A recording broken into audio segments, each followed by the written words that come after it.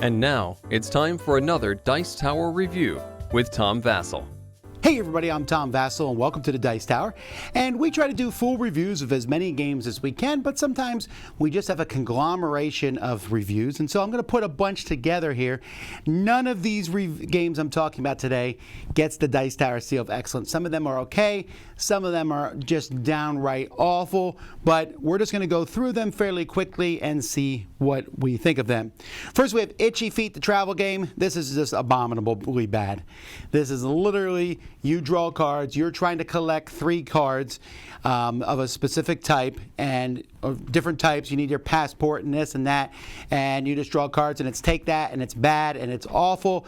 It's like Flux, not like Flux, but it's kind of like Flux, except it's worse. So I cannot recommend this one at all. Ninja Academy. This is from Yellow. They're a pretty big company, but I just don't get, this is I feel like a lazy design of a game. It has some ninjas in it and some wooden pieces, but then it's just play a bunch of games with those pieces. Throw them at the box. Balance them on your hand. Do that. And it's like, man, I see this. There's so many mass market games that do this same sort of thing. I just wasn't impressed with this at all. This one I thought was pretty neat. This is Wonderland Xiii. I'm not actually sure how to pronounce that. But it's about Alice in Wonderland. It comes with little metal keys and beautiful artwork. The game is collecting cards, but it's done in a really weird way, passing these keys around, trying to. It's a little too esoteric for me. It looks beautiful, and if you come across a copy, it might be worth your time. But when I was done, I was like, it felt a little lucky-ish compared to.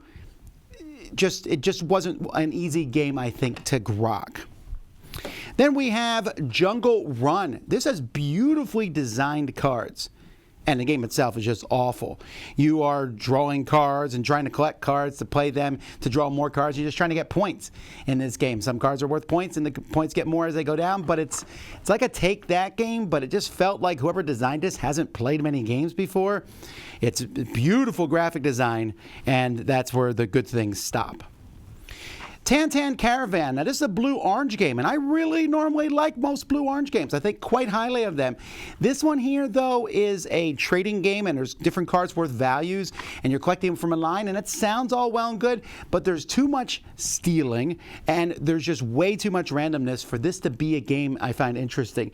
Not to mention, it looks boring when you put out all the cards, and we just found this one to be just not fun to play. Unnamed Farm Organisms. This is a silly game in which you have these cards that you actually write on. The game comes with a marker here, and there's all kinds of weird animals, and you can draw pictures on them and name them, and then you need to remember that. So it's a memory game, except you make up the weird names of the animals. I don't know if that's something that I really love.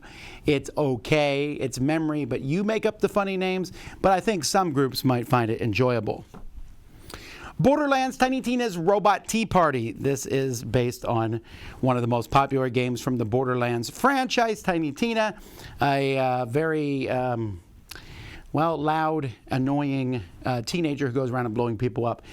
Here you're building the robot from the game, and you're building your own claptrap. It's just kind of a take that style game. If you know someone who likes Borderlands, maybe it's worth giving to them.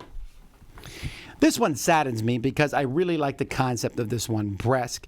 This is a game that I think if you house ruled it, I would actually give an 8 out of 10 to it.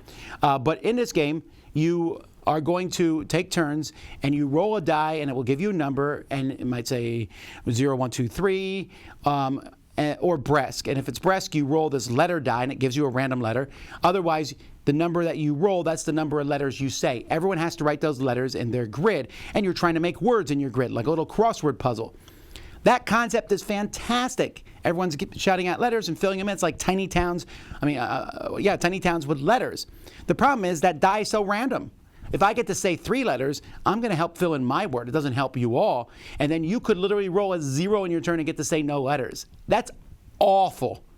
The random die letter, that's fine because everyone gets that. But if I get 3 2 or 3 times in a row and you get 0 2 or 3 times in a row, I have such a huge advantage over you, I'm probably going to win. And I found that to be problematic. This is such a cool idea, and they ruined it with that one rule. And then finally, we have FuBi 2.0 to go. I like FuBi. So FuBi, and this is kind of a neat game. FuBi is a very big game. This is the travel version.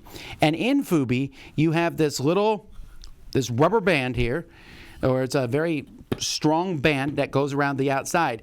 And then there's a little ball, and you hit it with sticks, and it bounces around. It's like soccer. I hit it, then you hit it. And it works well in the big version.